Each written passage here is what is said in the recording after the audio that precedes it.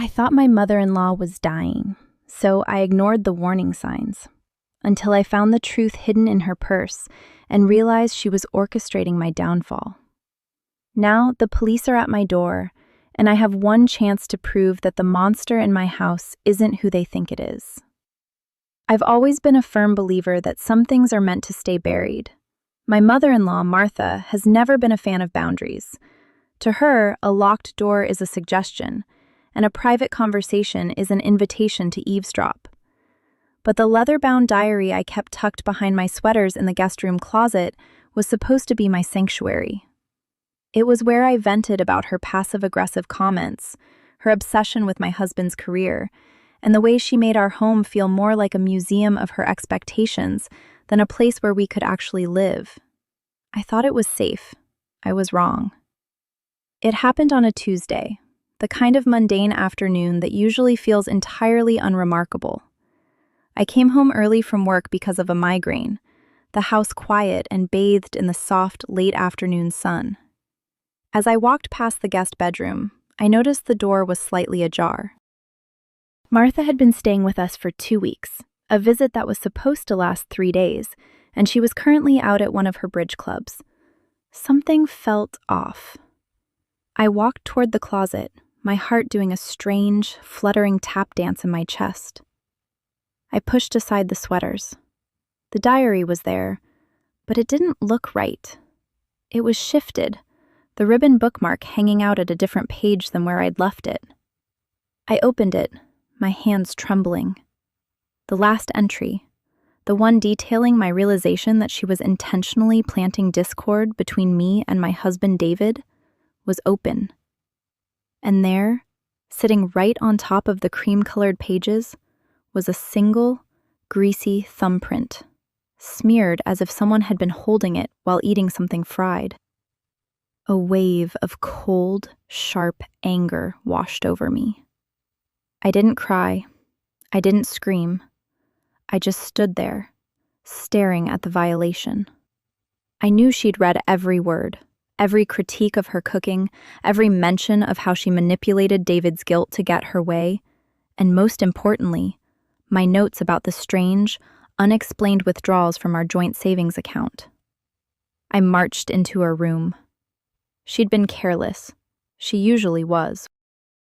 Her oversized designer handbag was sitting on the armchair. I knew it was wrong, but the adrenaline had completely overridden my moral compass.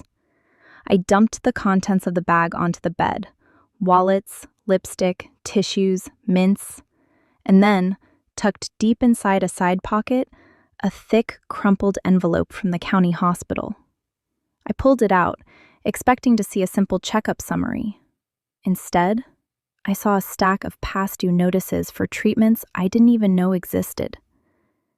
I scanned the first page, and the room began to tilt. My eyes locked onto the patient history section, and my blood turned to ice. She hadn't just been visiting. She had been living a double life for months, and the reason for her sudden, frantic desperation to control our finances was written in bold, terrifying red ink. As I stared at the diagnosis date, the front door clicked open. The sound of her heels clicking rhythmically against the hardwood floors echoed through the hallway. "I'm home," she chirped, her voice light and unnervingly cheerful. I scrambled to shove the documents back into her purse, but my fingers felt like frozen sausages. Before I could even zip the bag shut, her shadow stretched across the bedroom floor, and I realized with a jolt of pure panic that she was standing right in the doorway, staring directly at me. Martha didn't scream. She didn't even look startled. She just stood there, her perfectly manicured hand gripping the handle of her shopping bag, her eyes narrowing as they flicked from my face to the half-open handbag on the bed. The silence in the room became a physical weight, thick and suffocating. She let out a slow, deliberate breath, and a smile crept across her face. Not a genuine smile, but a thin, predatory line that sent a shiver racing down my spine. "Curiosity killed the cat, Elena," she said, her voice dropping into a low, silky register that lacked any warmth. She stepped into the room, kicking the door shut behind her with a soft that sounded like a gunshot in the stillness. I suppose you think you've uncovered some grand conspiracy. You've been playing detective in my affairs, and now you think you have the upper hand because you've seen a few numbers on a page. I stood my ground, though my knees were shaking. I held the medical bill out, my knuckles white from the strain. I saw the dates, Martha. I saw the clinics. You told David you were here to help us with the house, to spend time with us before you went on that extended cruise.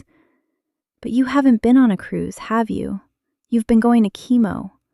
And you've been using our savings to pay for private experimental treatments that the insurance won't touch.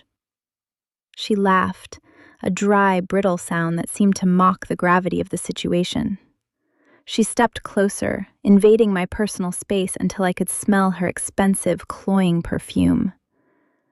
David is a fragile man, Elena. He spent his entire childhood trying to win my approval, and he would be absolutely devastated if he knew his mother was slipping away. He's weak. He'd spend every penny he has trying to save me, even when there's nothing left to salvage. I didn't steal your money. I borrowed it for the dignity of a comfortable end. You didn't borrow it, you lied about it, I snapped, my voice finally finding its edge. You've been manipulating every argument we've had for the last 3 months, making me look unstable, making David question my sanity, just so you could keep your secret hidden while you bled our accounts dry. Martha's expression hardened, her mask of maternal grace shattering completely. Her eyes, usually so bright and calculating, darkened with a genuine, simmering malice. She reached out, her hand darting out like a cobra to grab my wrist. Her grip was surprisingly strong, her fingernails digging into my skin. You want to talk about secrets, darling? You think you're the only one who keeps a diary? You think I don't know why you've been venting in that little book? You think I don't know about the messages you've been deleting, or the late-night calls you make when you think David is asleep? My heart stopped. I hadn't told anyone, not even the diary, about the person I'd been talking to, the person helping me untangle the financial mess she'd started. I felt the color drain from my face. She wasn't just sick, she was watching me. She was watching me just as closely as I was watching her, and she had clearly been waiting for this exact moment of confrontation. She leaned in closer, her voice a whisper that curdled in my ear. Do you really think David would choose you, the girl who is spying on his dying mother, over the woman who gave him life? I've already planted the seed, Elena.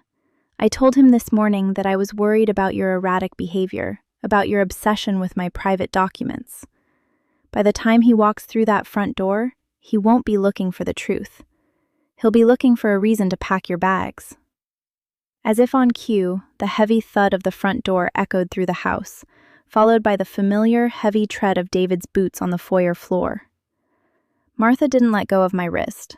Instead, she leaned back, her face instantly shifting from pure vitriol to a mask of tragic, trembling vulnerability. She began to sob, a ragged, forced, and terrifyingly convincing sound, and began pulling at her own hair, tearing it into a messy, frantic state. "Please, Elena," she shrieked, her voice projecting perfectly into the hallway. "Please, just give me back my medical records. I just wanted to get better. I didn't mean to take your money. Please, don't hurt me." The sound of David's footsteps accelerated, shifting from a casual stroll to a heavy, panicked run. The bedroom door flew open, slamming against the stopper with a force that rattled the frames on the walls. He stood there, chest heaving, his eyes darting frantically between his mother, who was now curled on the floor, shaking with theatrical, shuddering sobs, and me, standing over her with the crumpled medical bills clutched in my trembling hand. "What is going on?" David roared, his voice thick with a mixture of terror and betrayal. He didn't even look at me. He went straight to his mother, pulling her into his arms as if she were a fragile porcelain doll. Martha clung to his shirt, burying her face in his neck, her muffled wails vibrating through the room. "She found them, David," Martha sobbed, her voice perfectly pitched to sound broken. "I tried to hide it. I didn't want you to worry about my health, about the money. I just wanted to keep my dignity for as long as I could, but she broke into my purse. She was screaming at me about the debt, about how I was ruining her life. She told me I should have just died instead of wasting your savings." I felt the air leave my lungs. The sheer audacity of the lie was so immense, so clinical, that I could only stare at them, frozen in place. "That is a lie," I whispered, but my voice sounded thin and defeated compared to the raw, pathetic display Martha was putting on. "David, she's been stealing from us for months. These aren't just bills. She's been laundering money through shell companies. I have proof. I have the statements." "Proof?" David snapped, finally looking at me. His eyes were cold, filled with a resentment that stung more than any slap. "You've been acting erratic for weeks, Elena. My mother told me you were stressed, that you were having a breakdown, and I made excuses for you. I thought you were just tired. But this? Coming home to find you towering over a dying woman, demanding money?" He stood up, his face twisted in a way I didn't recognize. He looked at me like I was a stranger, an enemy. "Give me those papers." "David, look at the dates," I pleaded, holding the documents out of his reach. "Look at the treatment centers." "She hasn't been to a hospital for cancer. She's been funneling the money into a private offshore account." "She's not dying, David. She's running." Martha's sobbing ceased instantly. The transition was so abrupt it felt like a glitch in reality. She looked up at him, her eyes dry and terrifyingly clear, a small, triumphant smile playing on her lips. She reached into her pocket, pulled out a small, silver digital recorder, and tapped the stop button. "Oh, David," she whispered, her voice honey-sweet. "I told you she was delusional, but I didn't realize she was actually dangerous." David's phone buzzed in his pocket. He pulled it out, frowned at the screen, and then his face went sheet white. He looked back at me, his hand trembling as he held up the phone. "The police are downstairs, Elena. My mother called them 10 minutes ago. She said you were having a psychotic episode and threatening her with a kitchen knife." I looked down. In my agitation, I hadn't realized I was still holding the letter opener I had picked up from the hallway desk when I first got home. My heart hammered against my ribs like a bird in a cage. I could hear the heavy, measured cadence of boots on the stairs, police officers, moving in with practiced, tactical precision. "David, you have to listen to me," I hissed, taking a step toward him, but he retreated, shielding his mother. "She set this up. The records, the phone call, the breakdown. It's all a performance." Martha leaned her head against David's chest, her eyes locked onto mine with a look of pure, unadulterated triumph. "It's a shame, dear," she whispered, just loud enough for me to hear. "But I suppose the woman who keeps a diary of her crimes shouldn't be surprised when the world decides to read it for her." The bedroom door was kicked wide open. 2 uniformed officers stood there, their hands resting on the holsters of their sidearms, their gaze fixed squarely on me. "Ma'am," the lead officer commanded, his voice devoid of emotion, "drop the weapon and step away from them immediately." The barrel of the officer's flashlight cut through the dim room, blinding me. I looked at the letter opener in my hand, a sharp, silver sliver of reality that looked like a lethal weapon in the eyes of the law. I dropped it. It clattered against the hardwood, a sound so final it felt like the closing of a coffin lid. As I raised my hands, I saw David's face. He wasn't just angry, he looked horrified, as if I were a monster he'd been living with in the dark. "She's sick, officers!" Martha wailed, her voice reaching a crescendo of theatrical hysteria. "She's been off her medication for months. She tried to stab me when I confronted her about her instability. Please, look at her hands. She was going through my things. She's obsessed. The officers moved with terrifying efficiency. Within seconds, the cold, biting weight of handcuffs snapped around my wrists. As they hauled me toward the door, I didn't fight. I didn't scream. I just looked at David one last time. "Check the offshore account, David," I whispered, my voice barely audible. "Look at the routing numbers. The signature on the wire transfers isn't mine. It's hers." He didn't blink. He just stared at the floor, refusing to meet my eyes. As they marched me down the stairs, past the bewildered neighbors peering through their windows, the crushing weight of the injustice threatened to break me. But then, as we reached the foyer, the lead officer paused, his radio crackling with a sudden, sharp burst of static. "Dispatch, this is Unit 4, the officer said, his brow furrowing as he listened to the voice on the other end. He looked at me, then at the paperwork he'd pulled from Martha's bedside table, which he was now holding in his free hand. He squinted at the documents, the ones I had been holding when they burst in. He turned a page, his thumb tracing a specific stamp on the bottom of a medical invoice. He didn't move toward the patrol car. Instead, he walked back to the front door and signaled his partner to stay put. He tapped the document. "Ma'am," he said, looking at me, "did you say these were medical bills?"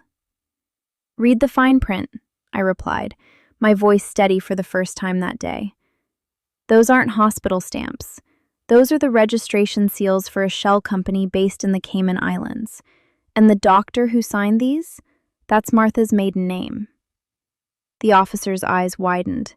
He looked back up at the bedroom doorway where Martha stood, her hand still clutching the doorframe, her triumphant smile faltering as she saw the officer's expression shift. The officer didn't say a word. He walked back up the stairs, his boots thudding with a new, authoritative weight. I heard the sharp, sudden sound of a struggle, not the screaming of a victim, but the distinct, frantic swearing of a woman who knew her curtain call had just been canceled. Minutes later, the officers emerged, but they weren't alone. Martha was in cuffs, her expensive blouse torn, her hair a wild, matted mess. She was no longer crying. She was hissing like a cornered animal, her face contorted in a mask of pure, ugly rage. David followed behind them, his face pale, holding his own phone as if it were a bomb about to detonate. He had finally checked the bank portal. The proof of the systematic looting of our lives was illuminated on his screen. He stopped in front of me, his eyes brimming with a crushing, agonizing realization. He didn't speak. He didn't need to. He just watched as they loaded his mother into the back of a cruiser, the same cruiser I had assumed would be my carriage to prison. As the sirens began to wail, drowning out the neighborhood's silent judgment, I stood on the porch and watched the house. It was quiet again. The diary was back in the closet, the bills were evidence, and the woman who had tried to write the final chapter of my life was finally being forced to write her own. I walked back inside, shut the door, and for the first time in 3 years, I felt like I was finally home.